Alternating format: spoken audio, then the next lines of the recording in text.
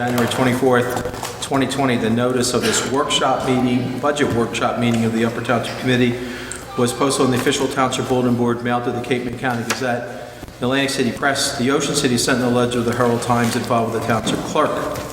Tonight's workshop meeting is being video recorded up until the closed session portion of this meeting and will be available on UTTV Channel 97 and on the Upper Township website. Be hereby directed this announcement be made a part of the minutes of this meeting. We'll forego the Pledge of Allegiance until the actual open meeting scheduled at 7:30. So at this time, I'll turn it over to John Coggins, Revenue and Finance Committee person, so we could discuss some budgetary issues. All right, what the goals are for tonight is to give a quick recap of the variances in the budget from 2019 to 2020. After we've gotten through that, I've allowed about 45 minutes for that. We're going to focus on the EMS and the lifeguard budget, and following that, we'll take a look. If we have enough time, we'll start to get into Public Works, but I think Public Works is going to be a fairly large chunk of what we're going to be doing, so we may actually pick a couple of the smaller budgets like computers, the emergency management services, and that should fill out the time for the evening. Okay, for the 2020 proposed budget, the total general appropriations, excluding capital, would be $14,364,000, as opposed to an actual appropriation last year that was $13,541,000. That's a difference. 13.7. I'm sorry, well, 13.7 was the budget. 13.5 was our spend, 13.7 was our budget last year. Right, yes, 13.5 was the spend. The difference in budget overspend is $822,721. The difference in budget versus last year's budget is $643,000. We've been advised by our township auditor, Leon Costello, that in order to achieve our 2% cap on the budget, we need to probably find in the neighborhood of $320,000 to $350,000. So we're a little bit high. We're going to have to cut that down. So starting at page 1, we're going to take it down from mayor and committee. We have a difference of $6,700. That's attributable to changes in the salaries for the township committee, and also a minor change, $700 change in our other expenses. For the clerk's office, we have a difference in $19,437. That's for the most part, that is going to be made up with the salaries that we've changed in the office and also promotions within the clerk's office. Finance and administration, we are looking at a $13,000 difference. $41,000 of that is salaries and wages. $37,000 of that nets out negatively, which was money that was transferred in from other budget lines last year in order to purchase the new vehicle for the township hall. That's not going to be in there this year. And also there's about $8,500 in additional projects. Tax assessment, we have a difference of $16,000. Tax collection, we have an addition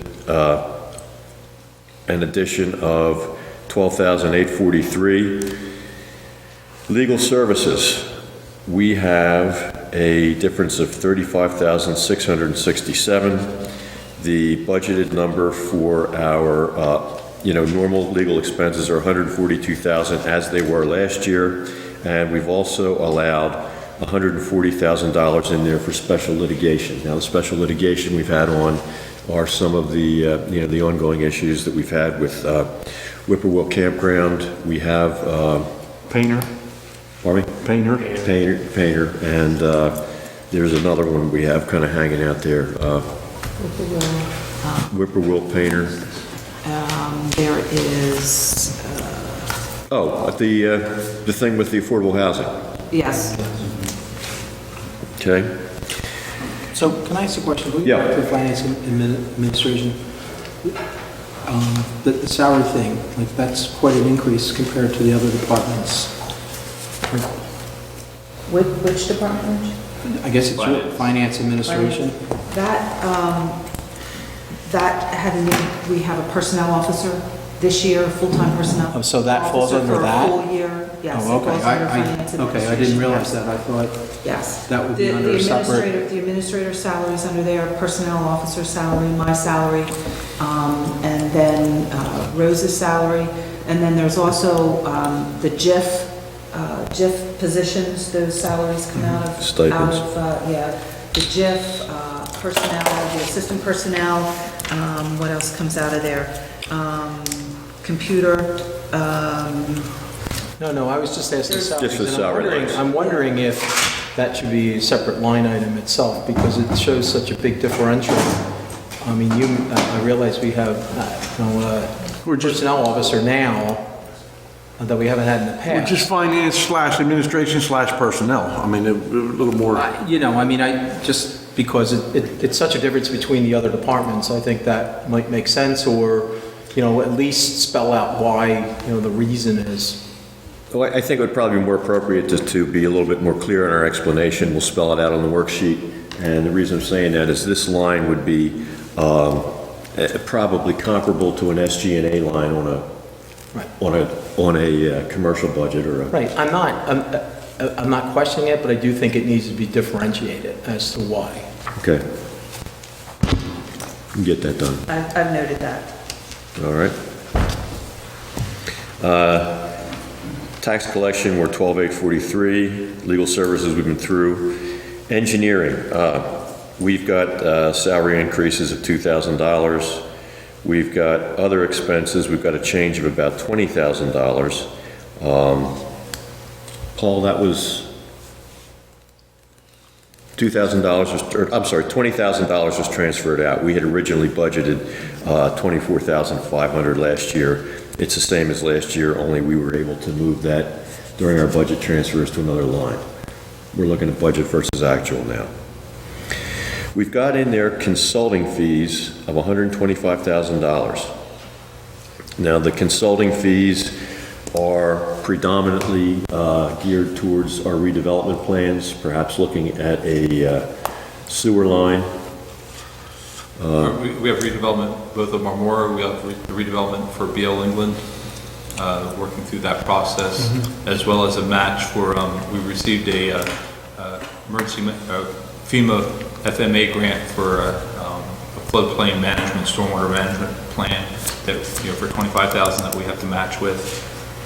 But the biggest thing is for the redevelopment and the wastewater management plans. The consulting fees, is that something we can bond or no? Well, that seems to be, one of the solutions to reducing the expense line. We would bond the engineering lines and actually take that out of the O&E budget. But I would think though that you have to have some, you can't just, I don't think you can just capital them. They have to be part of some of the capital improvements within the bond as a certain percentage of that. They would be section 20 costs. We could only spend 20% of the bond, the total bond, on attorneys' fees, consulting fees, those kinds of things. So that 20% is probably not going to cut it, that we would need. Well, you'd have to bond. In other words, if we were going to be bonding for the installation of the wastewater, the sewer main, then obviously you could include those costs in that. Okay. You have a reduction in your NJDP fees. That's just based on what the fees paid from last year. We are going to have a little bit more this year because of we're adding in the Putnam Avenue bulkhead grant, so that would be an additional tideman's fee that we'll be paying this year. It was not paid last year. And that line is just purely what we're billed. All right, but we're looking at a reduction, Paul. Going down. Last year our spend was Right, it's about less than 13,000, and now we're looking at 10,000. yeah.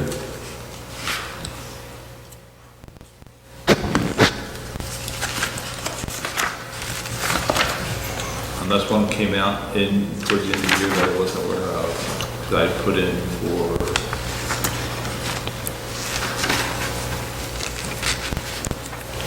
I put in for 10.8, and in November, we only had 10,014, so I guess another one of the fees that come in December that I I wasn't don't have it aware of. broken down for fees, I just have the total numbers. I guess the question is, do we have enough in there?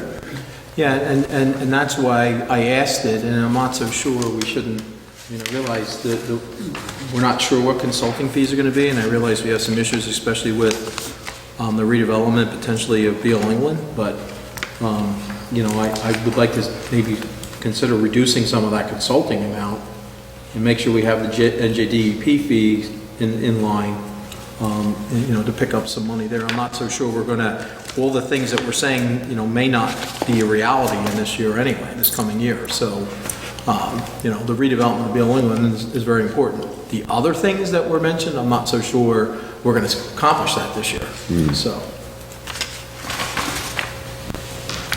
All right, we'll take that into consideration as we go forward and, look to making our cuts. Affordable housing pretty much changed, stays the same. Public information, that also is essentially the same. All right, moving through our public safety roll-up. In EMS, there's a variance of $57,000. Part of that is a request for new equipment purchases. We've got some changes in salaries. We've got an additional salary in the EMS department that we didn't have last year. We had added a head towards, September, October? And keep in mind, EMS billing went up 25% too, so Yeah. it's actually covering part of its cost. All right. OEM, we actually have a reduction. Crossing guard, we have a, that's something? Well, as long as you don't. cut the here he budget. goes. As long as you don't cut the budget. All right, crossing guard, we have an increase of $2,000. Part of that is because of salary increase, and the rest of it is on account of expenses. Regional dispatch, that is by contract, and that has increased by nearly $23,000. That's gone from $251,000 to $274,000. Municipal court, we have a difference of $10,000. Some of that is for our salaries and wages. That accounts for about $4,000. We also have some increases for our public defender and our prosecutor that rolls up to a difference of $10,000. Okay. Board of Health, we've got an increase of $20,000. Last year, we budgeted $24,500 total. We only spent $549, and the additional $20,000 was transferred out. So that's why it looks like it's a $20,000 increase. Why would we budget 20 grand? We budgeted $20,000 for Hep B vaccinations that were not done. Okay. For our rescue squad And- and beach patrol, Correct. Are we gonna get them done? we probably Did should. we get them done? We haven't yet. We have not. We have not. And Michelle, correct me if I'm wrong, but I think some of that is because they were already done. Yes. It would be a booster, Oh, so you're up to date, right? On your We shots? probably have a few that do need to get done, yes. Okay. Just a few though, yeah. Go ahead. So, And that also includes, that number also includes for, take into account for beach patrol. Sure. Oh, beach patrol's in that too? We have not offered that in a couple of years. We used to, and we have not offered, and so I just need confirmation that I should be offering. well, remember, one of the reasons why there was an issue, and I'm not suggesting that we won't offer it, but the second shot has to be done 6 months later, and that's why a lot of the guards signed a waiver, as I recall, because they didn't want to be required to come back here or do whatever for the 6-month shot, the We booster. offered in the past, 95% of the guards waived the hepatitis B, A, because they probably had to get it for their school already, and B, because they did not want to commit to getting the shot in the the off-season. Right. So if I did offer it, there probably wouldn't be that many shots that we'd have to be responsible for, but I have now offered it. So And initially, when we started it, we did not have a beach EMT, which we do now, so that, Well, it's here nor there. I mean, I apologize, I'm surprised we weren't offered it, but we should. You know, I mean, but again, clearly, there has to be an expectation that if you start the first shot, it does no good if you don't have the second shot, you know, the 6 months later, whatever it is. So, unless they're willing to commit to that, then, you know, then that's why we put the waiver in place, so. Sounds like we give them the option, and just also give them the option to opt out if they know they're not going to get the second. Yeah, I guess my other question is, and it's not, I don't anticipate anything, you know, maybe this is extreme, but if we were to have some sort of pandemic or something where we had to, you know, use antiviral agents or whatever, because I know in the past, the county has put together some pod dispensing, We still have. you know, protocol or whatever. Could that money be used for that in the event we need it? Yes. Okay. So maybe we keep it in there. Well, I think because of the coronavirus and because of the fact that, you know, we need some people that have boosters, it probably makes sense. You know, again, I'm not trying to be an extremist, we have no idea where this is going, but, you know, day to day, it seems to get just a little bit more like the avian flu, you know, outbreak that they were concerned about, you know, 10 years ago, whatever. So let's see, let's hold that for the time being. How long do you have a shot last? Well, the hepatitis shot typically is, I believe, 5 years before you need a booster, 5 years? something like Well, let me that. ask you, with Billy's people, they get the initial shot. Now, wherever they live, can they go and get the other shot? They get reimbursed for it, so we can keep them inoculated. They could, but we have to make sure that we keep a record of who's getting it and when they're required to get it. I mean, I think that we did in the past, we had to go to Cape Regional. Yeah, I mean, how many- contract. we We have a how many- contract. we do have a contract with Cape How many times do his people keep coming back that we want to make sure our people are protected? That's what I'm getting at. Well, I mean, I guess we'd have to go back to see who actually got the vaccination or the immunization. But, I mean, we really need to keep good record on it because it's, like I said, it really. Personnel director. Right, it doesn't, okay, it doesn't make sense to have them get it if they don't get the second shot. So the 5-year immunization, you know, window doesn't count if you've only had one, you know, injection, so. I just like to make, I mean, I think I had if- no idea what the 20,000 was, but you guys educated me on that. But it's definitely something that needs to be done, and to find out that part of our people may not be getting done, that's concerning to me. I mean, you know, just as importantly, I want to make sure EMT are absolutely involved with it too, because, you know, obviously, between the two groups, there's a lot of, you know, opportunities to, you know, address people that have, you know, open wounds and everything else. It's called potential for exposure. Exactly. So you guys will follow up this, I know that you've got a lot going on, but that's probably something that needs to be done, you know, as a priority to find a list of where we are with everybody. Especially we have the new people that have come on and, But just so you know, there is no money in the temporary budget for this. I mean, it could come out of your temporary budget, we could move it over if there's money in the permanent budget. On our end, I think we need to make sure we have proper wording to a waiver to deny the booth, the shot, and maybe proper wording for what will happen if you take the first shot and don't get the second. Because that. well, it doesn't necessarily harm the person, but it doesn't make sense to get it. Yeah, it doesn't make it effective.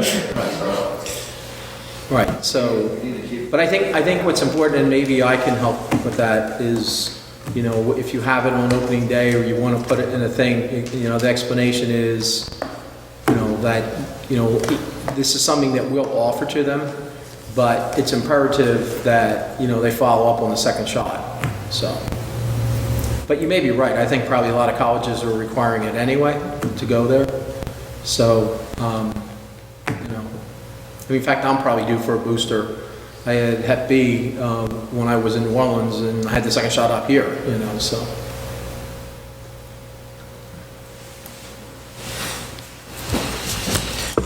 All right, moving on. Animal control is relatively flat. Road maintenance. Road maintenance has a little bit of a story attached to it this year. What we have done on the budget was we actually went into the sports and recreation budget, and we have removed everything from the sports and recreation budget that's actually controlled by either the road maintenance department or the buildings and grounds department.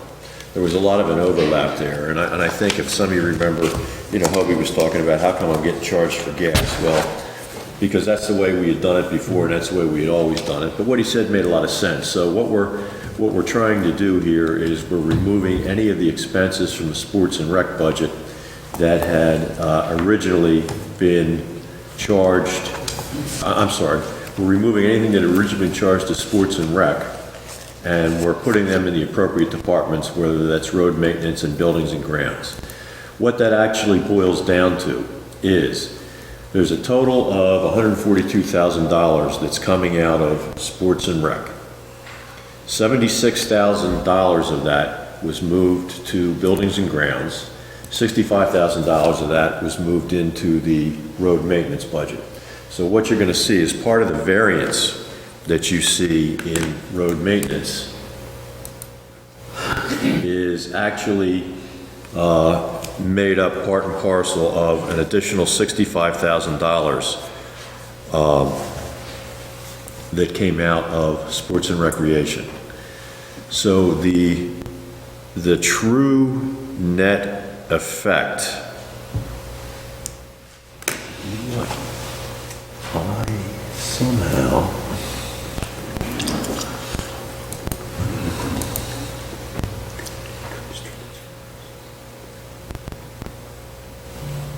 okay, buildings and grounds are increase net of transfers actually ends up being about $15,000. That's just in the O&E. I'm not talking about the salaries. Okay, in road maintenance, the difference net of transfers, and I don't have everything, I lost that little cheat sheet that I worked on, but as I remember that number, it's about $19,000. So going back to road maintenance, there is a difference in salaries of about $75,000, and that includes 3 promotions. It also includes a difference in some of the money that was transferred out in the last budget cycle and is being transferred back in. Maintenance of roads, there's a difference in maintenance of roads, just so I have it straight here, we're talking about repairing the cracks in the roads, okay, keeping the roads in decent shape. There's a difference of about $6,000, which is a reflection in the materials that we had used. And then our miscellaneous other expenses, there's a difference of $108,000, and of that $65,000 is money that was just moved over from the rec. So it's previous rec. From the previous rec. All right, now we'll get to the, we'll get to some of the details in these departments as we get through this and move on. For recycling, we have a difference of $75,000.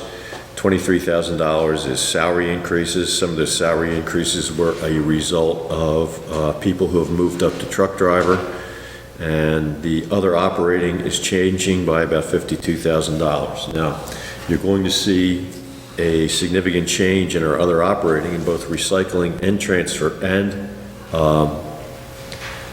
trash collection for a total of about $90,000, and the reason is that the fleet of trucks that we have are now expired, or their 5-year warranties have now expired. So a lot of these repairs that we're doing, there's no warranty recovery on them.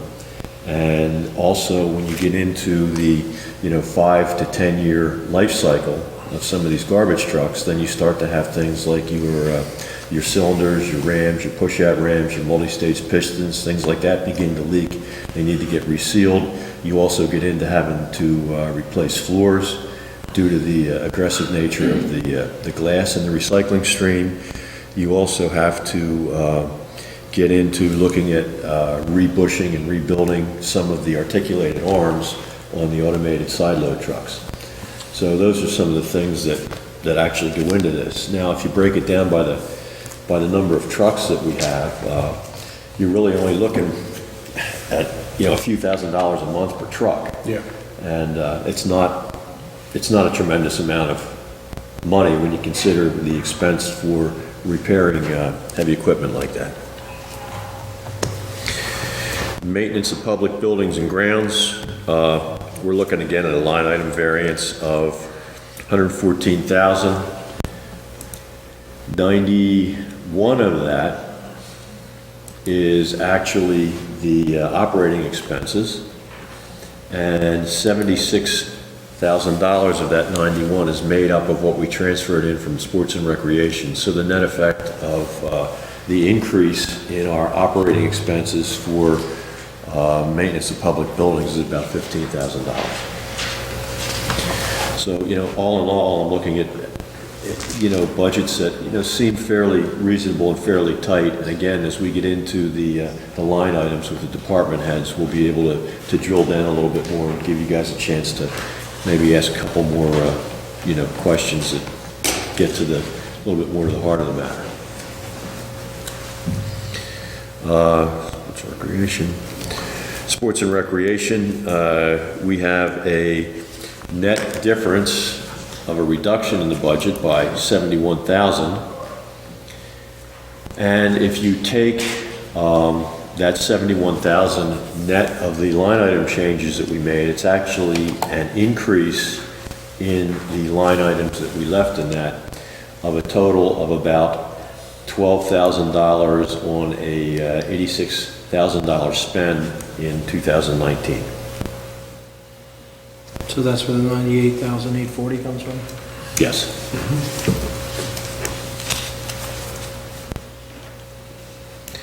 Okay,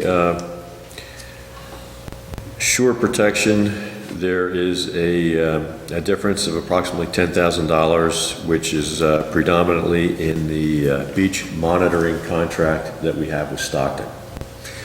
We budget for the, Dr. Farrell had asked for about $10,000 of contingency funds, so in case there's emergency meetings that you ask him to attend or to do additional survey because of a storm or something, that $10,000 would cover that contingency, and that's spelled out in his proposal. His proposal is just around 28,000, and he usually asks for about 10,000 as a contingency.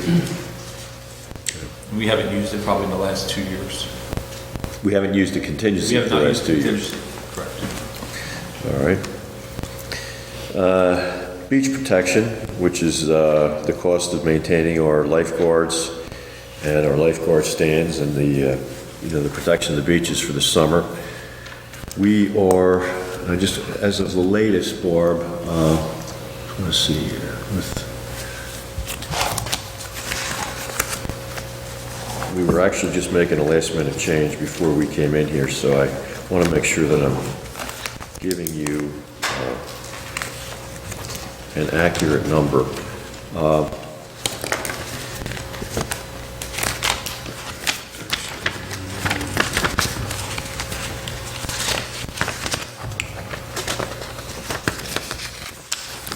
Right, it looks like salaries and wages for the beach patrol should come up to about $318,000, and that would be using the 8 lifeguard stands that we currently have. That would be 9. Well, remember we added in that week because we think that we're short a week on that. So to go to 9 stands, that $317,000 would have an additional $15,000 added onto it, so that would take us up to about $333,000. So instead of being 320, 333? Correct. And what it is, it's just, when this was originally calculated, I think the calculations were made off of the 16-week season last year versus a 17-week season, 15 versus 16. Memorial Day is early and Labor Day is later.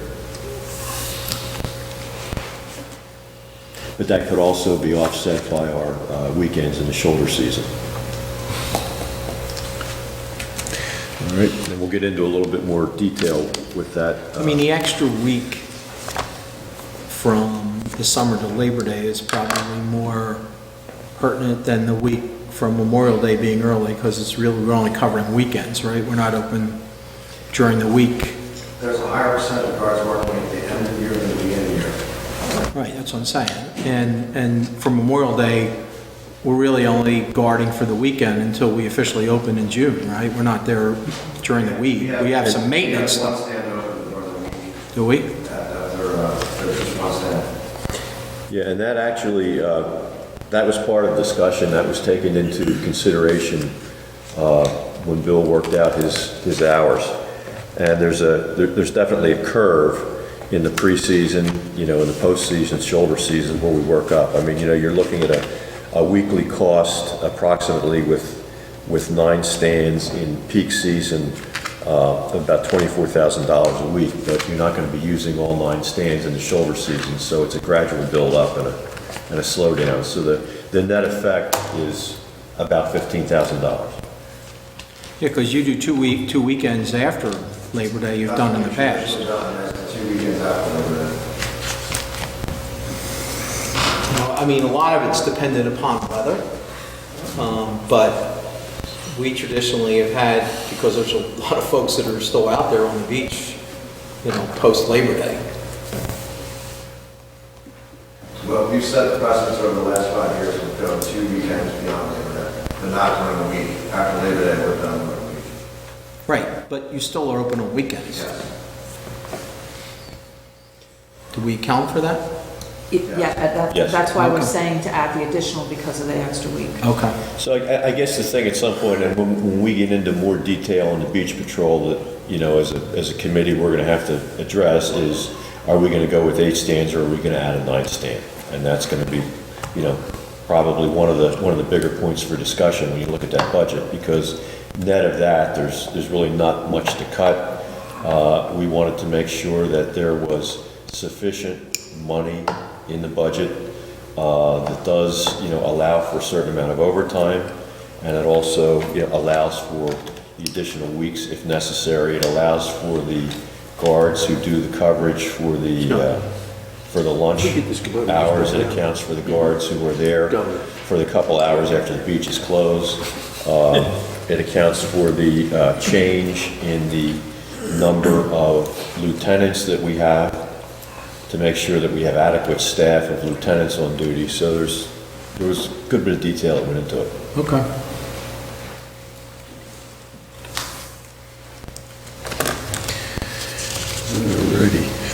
Alrighty. Community center looks like a reduction, and a lot of that is going to be in the savings that we're going to have for using the LED lights in the community center. And also, I think we had an additional $7,000 in there last year for tables and chairs that will not be a recurring cost. That's correct. All right, construction officials office, there's a reduction of about $9,000. Zoning code official, it's relatively flat, it's a $1,000 difference. Planning board, because of salary increases, which would be in the stipends, I'm assuming, Barbara, right? Legal Plus the fees. attorney fees. Attorney fees, yeah. Plus the Yeah. attorney fees, okay. It's a there's- small amount, it's a small amount in salary and then the attorney's fees as well. Okay, there's a difference of about $4,800. Zoning board, there's a difference of about $7,500. That makes up more attorney's fees in the zoning board, Okay. that increase. Celebration of public events is flat year to year. Accumulated absences, there's a reduction of $60,000, but that is something that's done with a budget transfer at the end of the year. Drug and alcohol testing compliance is relatively flat. Street lighting expense, there is an increase of $6,000, and that is attributable to the expiration of the co-op agreement this year, which could lead to higher prices. Or you could look at, we've discussed in the past, that the DPU has changed the regulations. If you wanted to go out and, there's an opportunity potentially for community solar, that we could look at putting solar on our landfill, and we could look at that opportunity if the committee wanted to. I mean, I definitely think we should look into utilizing the landfill, if that's a way of utilizing it, and getting some sort of grant or whatever, because New Jersey seems to be promoting that, at least the current governor's administration does. I would say, yeah, we could look into that. But I don't want to get in a situation where we're leasing the equipment and ultimately it costs us more at the end, so.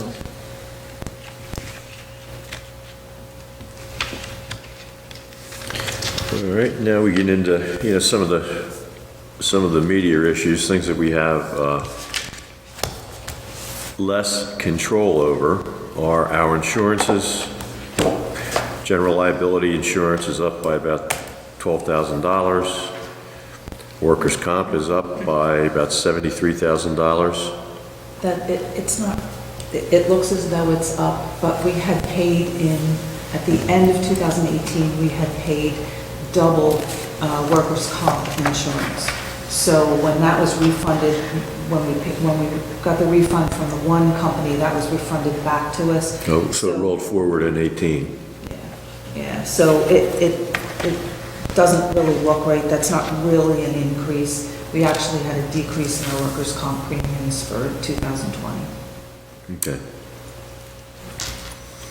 And our health insurance has gone up by 5%, which translates into $162,000 in our outlay for health insurance. Which is still tremendous savings compared to what we could potentially be looking at. In the private sector, it's usually way higher than 5%, so. Oh, yeah, even years past, we've had, 12, 13%. In 1 year, I think I remember, 22, 23%? Well, we were making up for the years where we had no increase for a couple of years. We had negotiated, and then it became balanced out based on, usage and those kind of things that pushed us in a different direction, so. All right, our deferred charges. Barb, it looks like we are going to have a negative variance here. Maybe you could kind of walk us through this. Well, last year we had put a sizable amount into our capital improvement fund. We had put $275,000 into it. We have our capital improvement fund currently, we have $280,000 in our capital improvement fund. For every $1 million that we bond, we need $50,000 in there as a down payment. So I reduced, you certainly are welcome to change it, but I reduced that contribution to the capital improvement fund back down to the $40,000, which we had typically been putting into it in prior years.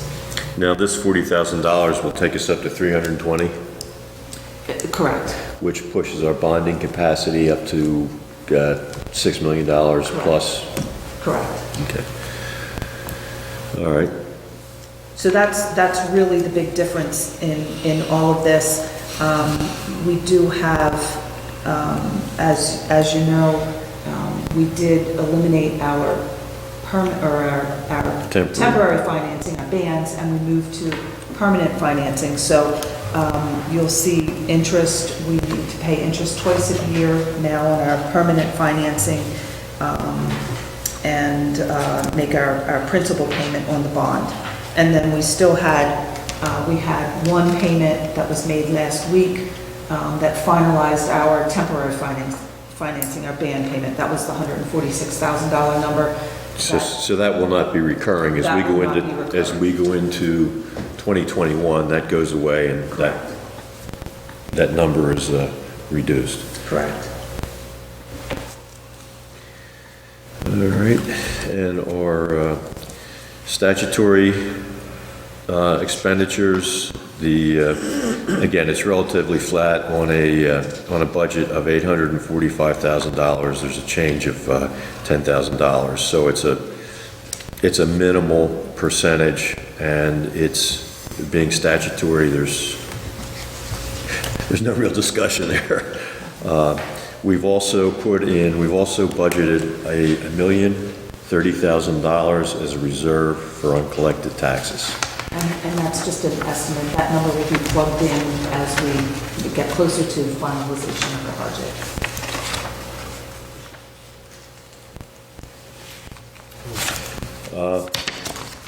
Questions on the variance report?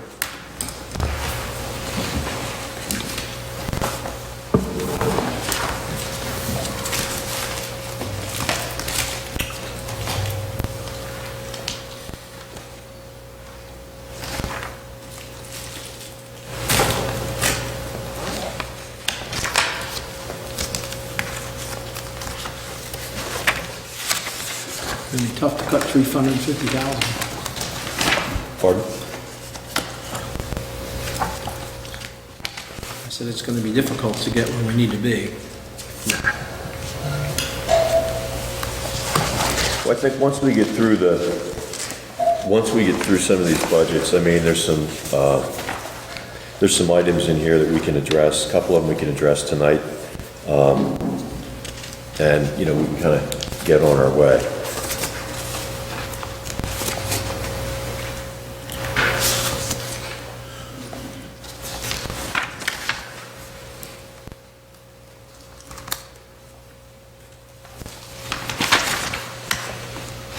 So the next item here on our agenda would be to talk about our EMS budget. And if you will go to your tabs, you're about halfway through your book. To the right, there's a blue tab that says EMS. I think everyone has a blue tab. Yeah, the blue tab. Okay.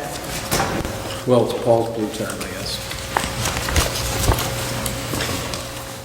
And this is going to, kind of give us what our requirements are. Now, what I would ask you to do as you're going through here, look at the line items, go line by line for our various things, and I'm going to entertain questions from the committee as to where these variances are, and then we'll explain them one at a time. And I think Michelle is here who can kind of help us out on this if there's any confusion. Do you have a copy, Michelle? You get a copy of this? The one that you have now, mine's a little different. I'm sure it's a little different. Oh, okay.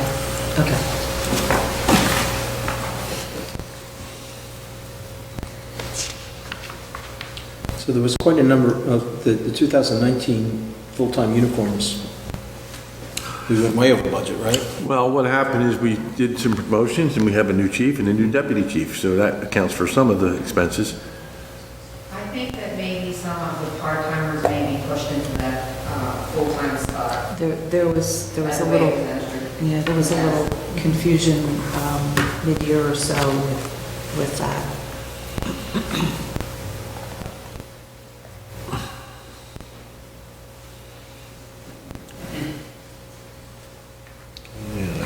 Medical supplies. Medical supplies, what we try to do now as we're moving forward is we've made a list and have gone out to different medical supply companies to downsize and at least keep the products that we do need to have in stock. And we've gone to different companies, so the unfortunate part is those prices are going up. So there isn't any type of buying group that, like, say, other municipalities use where, We pretty much use the same purchasing companies that other municipalities do use. The only thing we do run into is the way fine expiration dates are being put on almost everything now. And the price of the meds that we do buy, like the Narcan, the epinephrine, that's not very cheap anymore. and we're using more of it. So I'm wondering if we could at least talk to Ocean City or somebody and work out a shared deal where we can purchase, with a partner, because obviously buying in quantity is going to lower the prices for us. And if we certainly can't do it ourselves, we need to figure out a way. I mean, and obviously, it's not that much, it's, for the overall picture of the budget, it doesn't mean that much. But as time goes on, I think there may be an opportunity to work on that a little bit. We do partner with Ocean City for some purchasing. We can certainly look into expanding it to EMS supplies. Yeah, and I think that would make sense if we had a list of the supplies and we can comparatively look.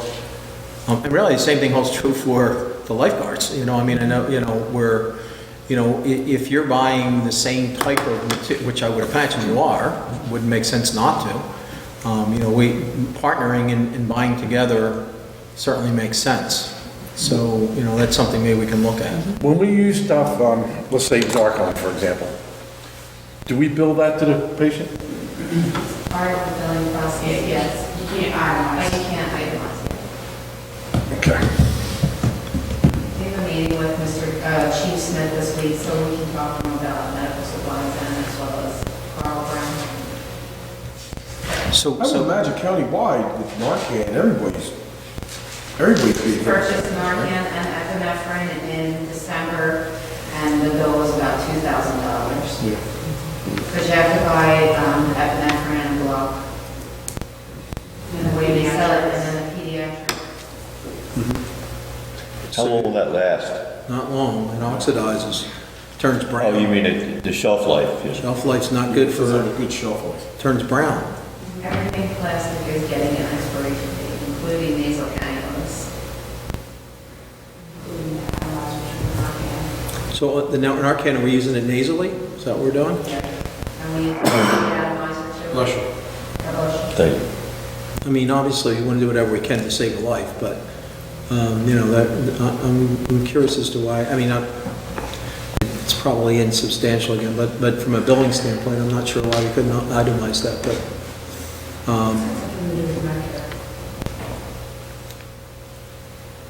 so it's based on the diagnosis, so if you're treating someone for an overdose, it's just one fee, is that how it works? Okay. All right, so let's work on seeing if we can partner somehow to get the prices down a little bit. We've got a, Say, building maintenance. There's been a, what are we doing with that? There was a lot of things in the building there that needed rearranging and moving and more conducive. There was a lot of storage rooms that were just chock full of stuff, and I don't know how many truckloads of trash they took out of there, but the new chiefs cleaned up the place, and we're gonna put some storage facilities in, rearrange some offices, make it more conducive and user-friendly. There is a line item there for medical waste that we probably will be removing. We do currently contract to Stericycle, and I have already reached out to Chief Smith as well as the other surrounding chiefs, and they just utilize their medical waste and dropping it at the local hospitals. So it is something that we can save there, it's at $1,900. They'll incinerate it for you? We can leave it in the hospital basis. And you go there almost every day.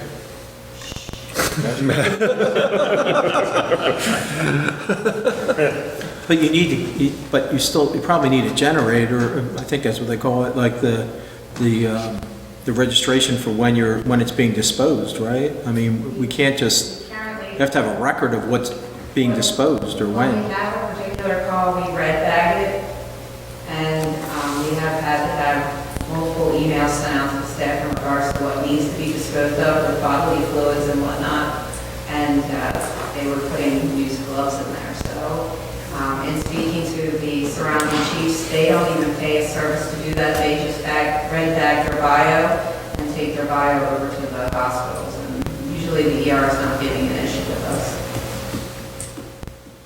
Yeah, I know Sure does have their own incinerator. So it's pretty much going right with the patient, right? Yes, it can. If we have a flyout, we can make a trip over there if we have something that can't go in the helicopter with the patient. And I think utilizing the hospital is fine. I just want to make sure that we're not required to keep a record of disposal somehow. We've never had to, and I've Well, spoken to Barbara Brown. I get that, but I know pharmacies have to do it. So I'm just saying that it may not have ever come up, but if we get an inspection and they want to know why, I want to make sure that we don't have to have that, that's all. Yeah, typically, if we're leaving the patient at the facility, we're leaving everything there with them, including the bio. Okay. What's the increase in vehicle fuel? Well, just a sheer unknown. If we budget a low number and the fuel prices go up, where are we at? Yeah, and that's, I guess the proposed is in line with what last year's budget was. I mean, I I mean, wish you- we had a crystal ball and could tell you they were gonna go down, but we could lower the road department budget. I mean, years ago, when the fuel prices went up, all of a sudden, we got caught with our pants We got down. hurt. I mean, it might be something where we can kind of split the baby a little bit. If you look at the actual in 2018 was 16,000. Maybe if we make the 19,000, 17,000, we will hedge against a price increase.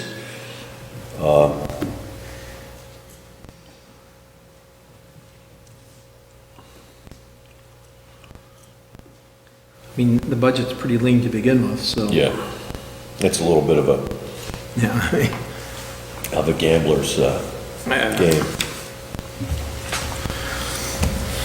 Well, as we get down, one of the things I think that we can do here is, we've got some new equipment budgeted, and it is equipment that will probably have at least a 5-year life.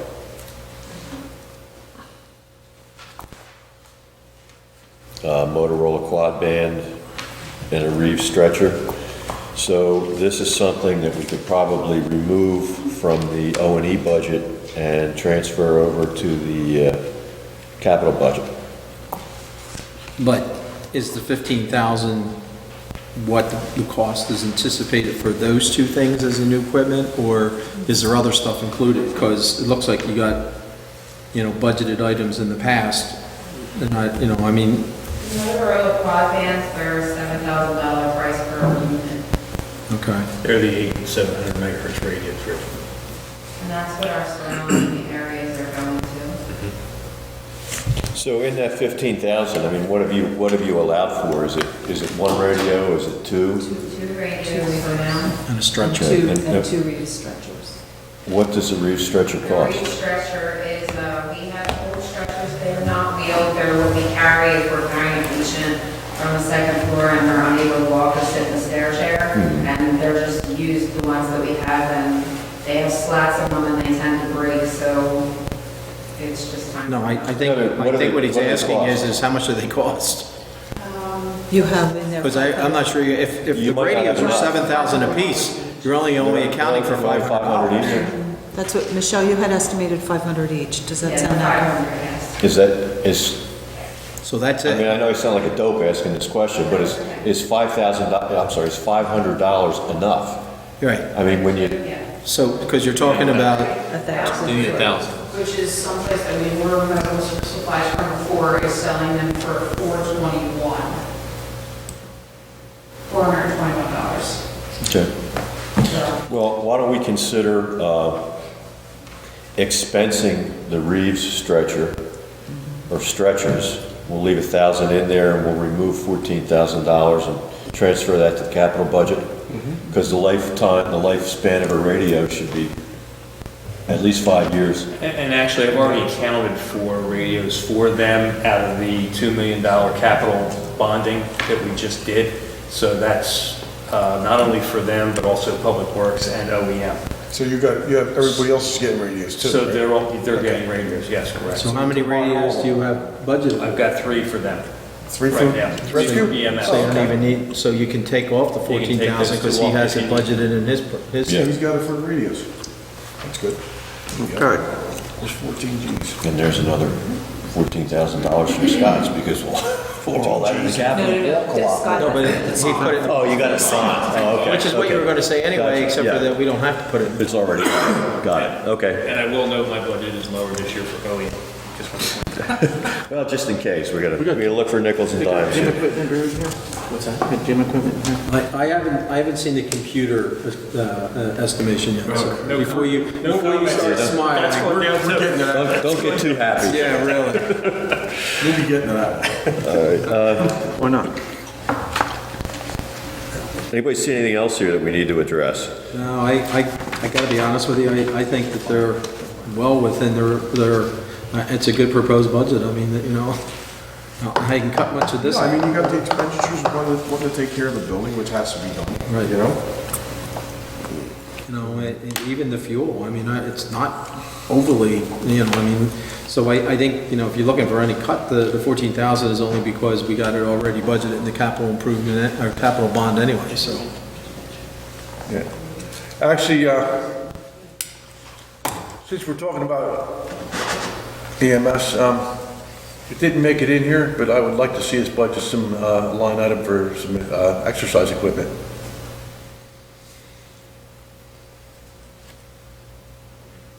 I think physical health is very important for our volunteers, and a lot of them working night shift and all, they could actually utilize it. So I'd like to see us put that 14,000 you took out back.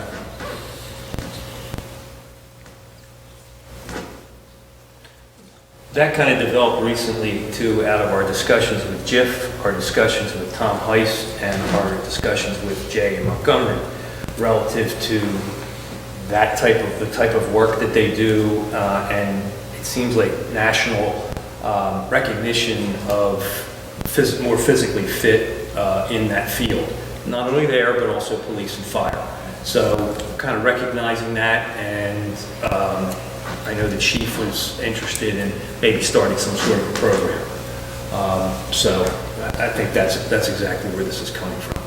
So, I mean, looking at the smaller expense to start up a program like that, when you add in the benefits of potentially reducing and saving as far as our health costs would potentially be concerned, it probably, the balance is a lot better. We have healthier employees, they show up to work. Yeah. There's less workers' comp. Is there anything available through JIF or through our health programs?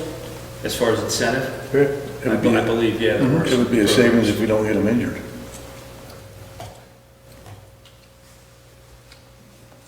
All right, keep that thought. Well, I'd like to put the 14,000 back. Well, wouldn't it not be the same? Oh, capital improvements, yes. That's right. There you go, baby. So that's. I hope a rowing machine's gonna last more than 5 years. That's something to talk about. Yeah, I think it's very important. I mean, if you look at our rescue squad's history, we had a claim that was denied years ago because the person was physically unfit. Do you have the room for it? Yes, because we cleaned house. And again, isn't this something that we could put in the bond? That's what I just said. Yeah, okay. Yeah.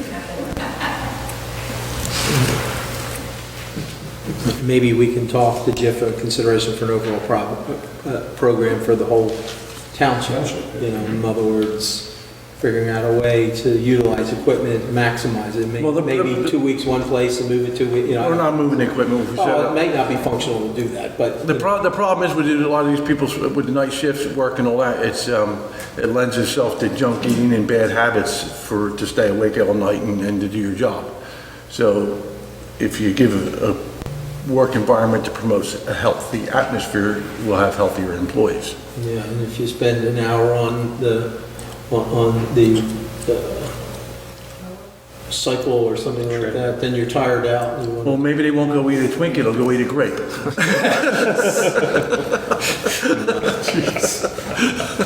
I didn't say that. All right, All right. let's move on. All right, so the next item on the agenda is the beach protection, which is going to be a red tab closer to the back.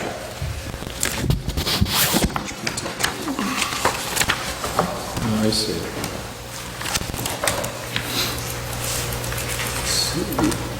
Beach patrol.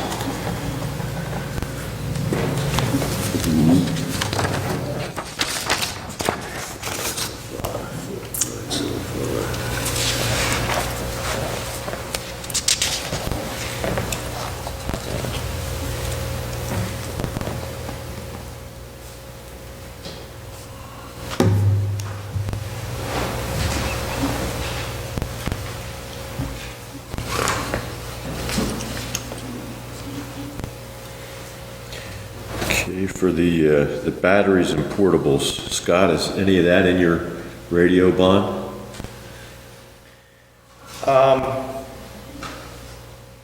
No, but I think it can be. I mean, how many radios? You're only talking about Yeah. one radio? No, well, I actually put an estimate on it there because I never really know going into the next year if any of our radios were compromised or before. Well, yeah, you will now, yeah. Where are they kept in the off-season? Keep them here in communication center, yeah. And then they're totally, we went through them last year, we totally went through them, identified those radios that were just not capable of being refurbished, and we ended up buying a couple new radios for you last year. So how does the new megahertz thing affect them? Does it affect them in any way? That's my question, as I was listening to that. Are we gonna have a means to talk to Stratford Fire and Ocean City Fire? Yes, you will. We're going to be installing a 700 and 800 megahertz radio here in our communication center, and it'll act as a patch, a permanent patch, so that they'll actually be able to use the Motorola turbo radios that they currently have, and it'll talk through onto that 700 and 800 megahertz frequency. However, we are going to purchase, and that's actually out of the bond as well, one radio this year, so you can keep it at your headquarters for their senior people, their senior staff to use on particular runs. So, and if I get two, They would use that for emergencies? they'll use that for emergencies, correct? We only communicate with Stratford Fire and Ocean City Fire in an emergency situation, but we do want to make sure we have a reliable Yes. means to communicate with them. It's not going to break down. Yep. So as long as we had the one portable, that should handle it. I've already discussed this with Mike Bailey, our communications consultant. I've had discussions with both Chief Riordan from Strathmere and also Chief Smith from Ocean City, because I'm following the performance of their new systems over there, which they just turned on within the past few months. So it all relates to not only our EMS division, but initially, come the new season, our lifeguards. So yes, it will all be up and running, available to them. As far as the patch or the relay is concerned, is that included in the system now? Is that up and running now? No, it's not, but it will be. It So- will be well before May, the start of their season. If the portables that you're talking about are in the bond, will that be purchased before we open on Memorial Day? Yes. Yep. Yeah, that bond's all been approved, the money's available. It's just a matter of getting the green light from Barb and Well, it's quotes, getting the Approval, quotes. and the quotes. And then the approval from the and committee. that's, all that can be done in a relatively short period of time. So it seems like every 10 years we're switching megahertz, whatever that means. So is 700, and I don't really know what that means, but is 700 something that will be in place, you think, for the next 10 years or something? That's the way it looks, yes. That's what the county has right now. right? County's got Central that, dispatch. correct. And this is something that goes back probably they started it late 1990s. That's when it really started to come to fruition. And then with the technologies called P25, which is within the past, let's say 10, 12 years, that's the way everybody's migrated to this new system. State police, it's a statewide system. And that's exactly why the county jumped onto that as well. So it's not like a Verizon when they jumped from 4 to 5 and all that, it's 5G, whatever it is. So we should... I mean, there's some similarities, yes, but different apples and oranges. Well, I guess that was something I was thinking about. As this 5G technology gets built out, does that make this 700 megahertz system become obsolete? I don't believe so. It all depends on who you talk to. I mean, there's a lot of unknowns with the 5G systems. I know there was some early talk about this will become your new portable radio because all the technologies and that does fit in with the 5G. And that's, matter of fact, I was just speaking to some of the technicians from Verizon who are moving this 5G forward. I did find out, I learned from the 5G will be something that we see here in South Jersey well before North Jersey. It's usually the other way around. But through the recognition of the 4G system, New York that's where it takes off first. But then they made a recognition that where do all the New Yorkers come during the summer months? Well, with the 4G, when they applied that, they were coming down here to the shore, 4G wasn't working. And it was like, why doesn't my phone work? Well, because you went out of the zone, which is the New York metropolitan area, you came down here to the shore, 4G wasn't built out, so they're building out 5G differently. So just out of curiosity, how many radios do you have anticipated at 7,000 apiece in the capital? Right now, there's only, is it 4? There's a total of 6 that we're gonna buy. I thought there were 8 in the Oh, is it 8? Okay, so. So you're giving 3 to the rescue squad, Right, 1 to the, so that's 4, right there. yes. And the other 4 for, One's for OEM? Public Works, one's for emergency management, Once the command center. and one's for the command center. And actually, we're getting one from the county. They've already offered. So you're one. using it like a base station? Correct. In the command center? Correct. well, What's it, one of those plug-in units? I mean, I guess it's okay to pursue it now, but I think, you know, with a 5G and eventually, if you think about it, we're paying 7,000 for a radio. Well, for You can get a lot of 5G cell phones. for- Just so everybody knows, the fire companies are going to be in this same boat. Yes. Well, I get it. And what we've done is like they got the air pack grant, they're actually applied and they're going to do that process for radios too.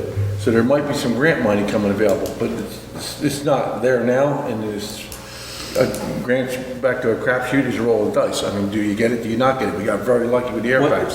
Is Ocean City at the 700 megahertz? Yes.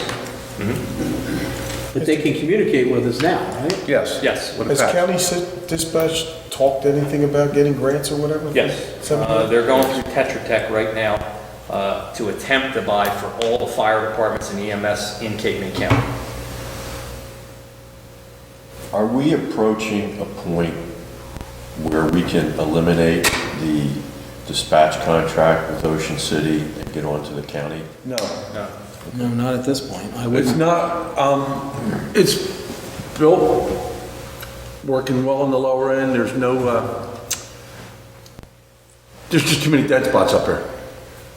It's too far south, Okay. in my opinion.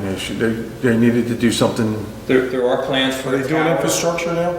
I'm sorry? Are they doing the infrastructure? Yes, Yes. there's plans to put a tower up in this area. We're still working. We have talked with Paul and some of our engineers about different things. Nothing's in concrete just yet, but I know they're working on funding for that to eliminate those dead areas for this. The BL England Tower was gonna be the perfect spot, but obviously we know that it's got no future. Yeah, so that's exactly where we were looking to. That got pulled out from under us. All right, we digressed a little bit, but that's okay. All right. Uniforms. Yes. I guess the question, Bill, I would have about uniforms, understand the need for them. I know that's a wearable item, they have to be replaced every year. Supposedly, we do have an inventory of uniforms from years past. Are any of them usable? Yeah, and we do use them. We have certain items that we have 0 of, so we have to account for that. Going forward, what we're looking into is creating an online store. And so, and we have that out to bid to company, quotes for companies. They should be coming in this month. And going forward, we're not going to be carrying an inventory any longer, but we're giving an allocation for lifeguards to spend at that lifeguard store. And anything above that allocation, they would be responsible for themselves. Does that meet our purchasing? Okay. So it will get easier. The number, I mean, I will tell you that the lifeguards get $170 worth of uniform each year. And that's sweatpants, sweatshirt, 2 trunks. Girls get 2 bathing suits. Girls get a little bit more because their bathing suits are more expensive. 2 t-shirts, short sleeve and long sleeve. So it totals will be about $170. And then as a guard gets years of experience, you know, I've got 30 some odd years of experience. I don't need sweatpants. You know, so I can Buy an extra pair of trunks or what, Some yeah. other things, and then one thing that you really can't afford if you want to come over, you have, the jackets cost more than I would take. They're close to $60, $70. So a lot of guards, as they get more years, will get that jacket, but they don't have a jacket on it this month. So every guard is allocated $170 worth of uniform. And we use the inventory that's in our warehouse now. But going forward, we're hoping that that inventory will get to be very minimal. And the only reason why we're going to keep any kind of inventory at all is that when we hire the rookies, sometimes there might be transition for them to get there, so we want to put them in a uniform. So we're going to eliminate that and go to the online store. Okay. So you're saying that would be for returning guards, not necessary for rookie guards? Rookie guards, what I have to do is I have to have a little bit of inventory. I don't know what size they're going to wear, so I have to have a little bit of an inventory of all sizes so that when they get hired, I can put them in a uniform. So that's the only kind of inventory I have to maintain, not for all, the 35 other guards that might be coming back. Okay. And again, the other thing I saw in here was, where did I see it? I was looking at the solar on the shed, what's that about? Okay, I thought that would come up. So I've got two prices, and both of them were under my budget item, but if we did do solar, there would be other costs that would come into it, like we want to charge a radio, so I'd have to probably get into more chargers or charge station. The idea behind it is that right now we have the headquarters, but there's a percentage of our guards that are working a pretty good distance away from the headquarters down the south side of our beach coverage. And they could use that shed as being their meeting place and the place where that when they wanted to go and grab their lunch for, during lunch break, they could go there. And then they could charge, we could have a radio charge there and also do a time clock there so they could punch in there. As many of you are aware, there's a lot of tension, I guess you could call it, on Williams Road, that they feel that too many of our lifeguards are driving in and parking, and so that would allow us to have almost 50% of our staff on any given day report to a different location in a place where they're going to be closer to where the lifeguard. The prices that I got actually are better than 4,000. Again, I think that the other expenses that we might incur in doing the solar is that we have to get a charge station, but for a system that would absolutely run everything that we have, we wouldn't have to shut anything off at night, it would be $2,600. Another system they gave me a price for was $1,595, and they said that we might have to unplug unnecessary things at night like the refrigerator, which they might forget to do that. So I would like to recommend that we go with $2,615 proposal. I'm not a solar guy. I could give it to Craig or Paul, maybe they can make sense of it, but they have the itemized things of what we would need, and that does not also include installation. So I don't know if we have the ability to install ourselves or if we have to hire out for that. I think we probably have to hire out. So would that make that shed self-contained, that when we move it, because we move it off every year? There would be no problem issue of moving it. He knows, the contractor that I went through knows it would be moved on a seasonal basis. Battery backup, Yes, and they would be inside, right? to be inside, yes. I mean, if you want me to read this, all the No. different items here, but, No. Yeah, just gonna put cell on top of it and that's it, right? Yeah. You need a battery backup and then a power converter. Pretty simple. Couple outlets. So basically, it's $2,700 plus the install. 2,700 plus the install, So so 4,000 in the budget. Okay.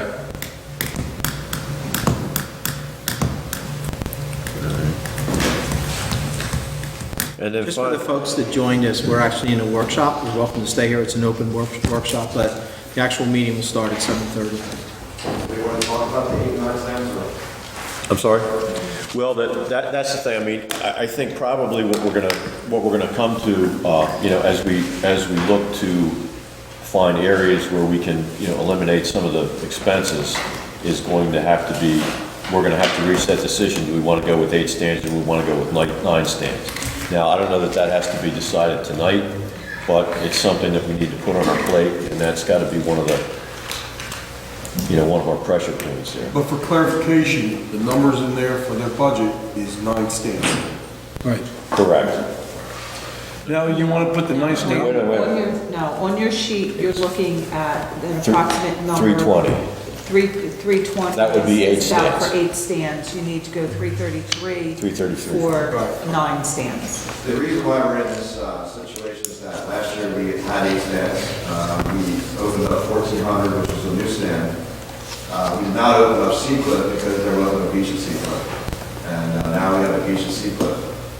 We found that there was a large line of people that were going to 1,400. So 1,400 is where? that's at Whitewater Beach. where the access path is. Okay. And it's also where the shed is located too. So we have a stand there in front of the shed there at 1,400 of Hawthorne. Did not have a stand at Seacliff. This year we would have to open up the stand at Seacliff. So when we talk about the difference between 8 and 9 stands, there's only 2 ways that you can go to 8 stands, and that would be either to spread our stands out, which would cause a stand that has been traditionally at Whittier to now be at Webster. You can only imagine that might throw some people into a tizzy. And also, it would also change where the blue mats might go. Or we could just not open one of the stands, which the stand that had the least amount of activity would be at Morris. But if we did open Morris, there would be a gap between Prescott and 1,400. A gap that would be larger than I would normally be comfortable with. Now, with the parking down at the north end of CO, That's a problem too, and at this point, I can tell you that CIO's chief has told me as of last September that they plan on putting stands down there. that's good. And that they want us to put stands down there. But in the fact that we're trying to decide whether we can cover these beaches, I'm not recommending that we put a stand down there now, but if we find that there's a large traffic of people, especially when CIO starts to enforce their beach tags and pushes people onto our free beaches, that's something we're going to have to grapple with in years to come. But I will tell you this, we went down there a lot last summer. And the parking lot was open, it was people were going there. We didn't see it being used to its full capacity. And so I don't know if people are just not used to it yet, but it wasn't as used as much as I thought it would be. But as as people start to find out, hey, that's there, it's free parking, we just walk where the dunes and go on the beach, I think that you're going to find it's going to be used to maximum capacity. And then But CL's going to, CL can say, hey, you got a beach tag here, people walk 200 yards that way and it's free. but CL's going to cover Second Street. CL says they're going to have 2 stands down there. That's They told good. me that they're going to have 4 guards and an administrator. Their plan is to put a substation in that parking lot. And then they have another issue in that all those, they have handicap parking, they have handicap parking, but everything's stairs, so there's no handicap ramp to get down the beach. So they've got some issues that they have to deal with down there. But our issue and our future concerns could be that we have a lot of people going to our beach that we call it 2,800 a Taylor. And that might be something that we have to deal with in the future years. Okay, thank you, Bill. Okay, awesome. 5 minutes. Yeah, okay, the final thing in the lifeguard budget is the RTV, the replacement for the current Kubota. Let's pull that out and put that as a request in the capital budget, rather than keeping that as a $15,000 expense for an item that we're gonna have at least 5 years useful life out of. You good with that? Yep. All right, so that wraps it up for today. We will get started at the next meeting, which will begin at 6 o'clock, and we'll get started with Public Works. Right, so I'll make a motion to adjourn from the Township Workshop meeting today. Second? Would you call the roll? Mr. Barr? Yes. Mr. Hagen? Yes. Mr. Corson? Yes. Mr. Dillon's absent. Mayor Plummer? Yes. Motion is So carried. we'll take a 5-minute break and we'll start the regular meeting at 7:30.